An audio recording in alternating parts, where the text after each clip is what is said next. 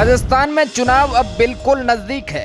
कांग्रेस इस बार राजस्थान में पूरा जोर लगाने जा रही है। कांग्रेस के जादूगर माने जाने वाले नेता अशोक गहलोत ने इस बार कई सियासी तीर फेंके हैं, लेकिन राजस्थान के अंदर बीजेपी ने भी अपनी कमर कस ली है।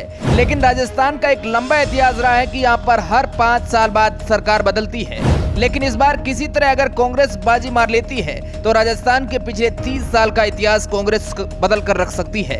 लेकिन कांग्रेस के लिए राजस्थान जीतना इतना भी आसान नहीं है। कई सारी चुनौतियां कांग्रेस के सामने हैं। इससे पहले ही कांग्रेस के सामने सबसे बड़ी चुनौती यह थी कि कांग्रेस पार्टी के 2 कद्दावर नेता मुख्यमंत्री अशोक गहलोत और सचिन पायलट के बीच में जो नोकझोंक चल रही थी उसका सुलह करवाना था। पिछला चुनाव जीतने के बाद से ही कांग्रेस के बीच में नेताओं में काफी फूट देखने को मिल रही थी। एक बार तो मामला बहुत ज्यादा हद से बाहर हो गया था, लेकिन कांग्रेस के कई सीनियर नेताओं ने मिलकर सचिन पायलट और कांग्रेस के बीच में सुलह करवा दिया और सचिन पायलट भी गिले शिकवे भूल करके कांग्रेस पार्टी को मजबूत करने में लग गए।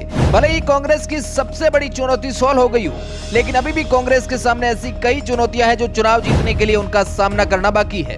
चुनाव से पहले होने वाले सर्वे भी ये बता रहे हैं कि इस बार बीजेपी और कांग्रेस के बीच कांटे की टक्कर रहने वाली है। लेकिन अब वे कौन से मुद्दे हैं जो कांग्रेस के लिए चुनौती बने हुए हैं? नंबर 1, गहलोत सरकार पर हिंदुत्व विरोधी होने का आरोप।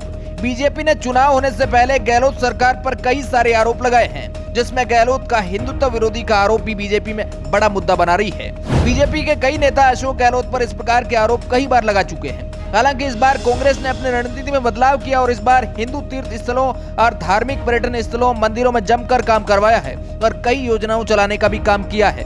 राजेंद्र गुड़ा के गंभीर आरोप। कांग्रेस में मंत्री रहे राजेंद्र गुड़ा ने कुछ टाइम पहले मंत्री के पद पर होते हुए भी कांग्रेस पर कई गंभीर आरोप लगा दिए थे। उन्होंने यहाँ कि हमारी ये सरकार महिलाओं पर अत्याचार रोक नहीं पाई है, हमें अपने ही गिरबान में झांकना पड़ेगा। इसके बाद उन्होंने एक लाल डायरी का जिक्र किया था, जो कि अशोक गहलोत के लिए चुनावी मैदान में एक मुद्दा बना हुआ है। उन्होंने उस लाल डायरी में कई भ्रष्टाचार के आरोप गहलोत पर लगे होने की बात कही।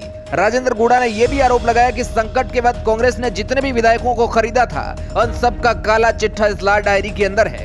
इसके बाद गहलोत सरकार को काफी कुछ सुनना पड़ा था। प्रधानमंत्री नरेंद्र मोदी भी लाल डायरी को लेकर अशोक गहलोत को कई बार घेर चुके हैं और मीडिया में काफी दिन तक मामला चला था।